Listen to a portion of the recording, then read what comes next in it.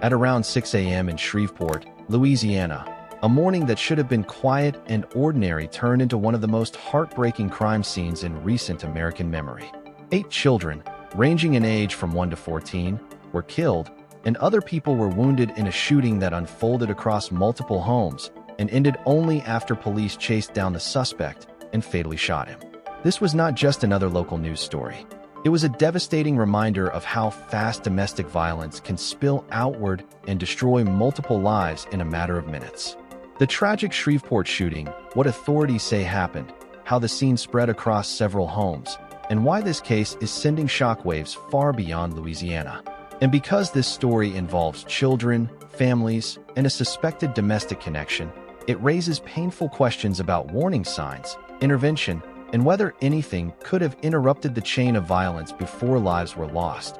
According to police reports, officers were first called to a domestic disturbance early Sunday morning. What they found was not a single isolated incident, but a fast-moving and chaotic situation that stretched across at least 3 locations in Shreveport.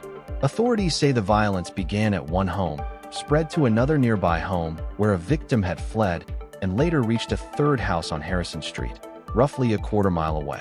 That detail matters, because it shows this was not a spontaneous one-room tragedy. It was a moving crisis that reached deeper into the neighborhood as it unfolded. Police say the victims were shot during what they are describing as a domestic-related incident.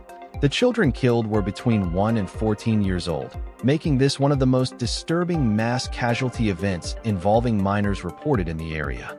Reports also indicate that additional victims were injured, including women who were seriously hurt, and at least one teenage boy who suffered injuries while trying to escape. In other words, the violence did not just strike one household. It ripped through a family network and the spaces around it. The suspect's escape. After the shooting, the suspect fled the scene, and police say he carjacked a vehicle as he tried to get away. That set off a police pursuit that moved into Bossier City and then into Bossier Parish, where officers eventually confronted him again. Authorities say the chase ended in a traffic stop and shootout, and the suspect was killed by police. No officers were injured during that final confrontation, but the damage had already been done. Why this case hits hard? What makes this story especially painful is the age of the victims. These were not adults caught in a late-night altercation or strangers pulled into a public attack. These were children, some barely old enough to understand what was happening around them. When a tragedy involves children this young, the story stops being about statistics and becomes about the collapse of safety in a place that should have been protected, the home. That is why this incident is being described as a domestic disturbance rather than a public random attack.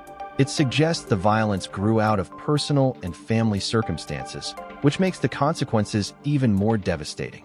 The larger meaning. This shooting also highlights a difficult truth about domestic violence. When it escalates, it can become unpredictable, mobile, and deadly very quickly. A domestic crisis is often thought of as something private, something happening behind closed doors. But this case shows how a private conflict can spill into streets, neighboring homes, and a wider community within minutes. And once children are involved, every second matters. Every missed warning sign matters. Every delayed response matters.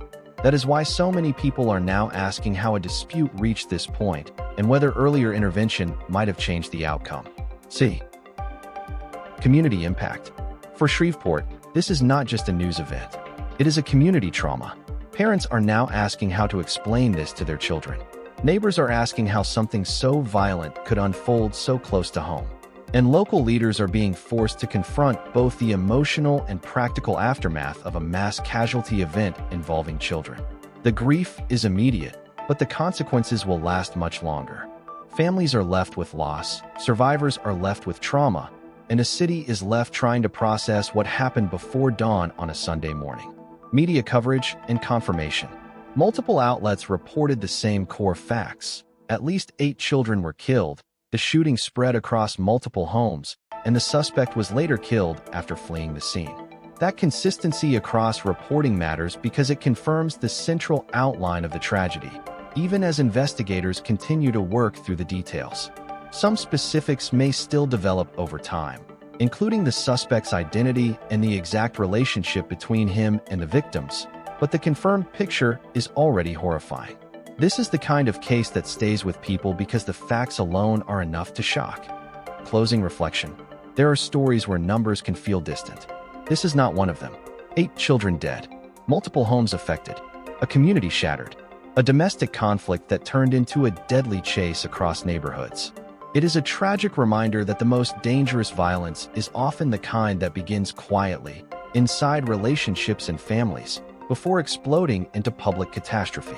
And for everyone watching, the only real takeaway is a sobering one. When warning signs appear, they must be taken seriously, because in a case like this, the cost of delay can be unimaginable. This is one of those stories that leaves more questions than answers. But one truth is ALR, and the impact of this shooting will not be forgotten.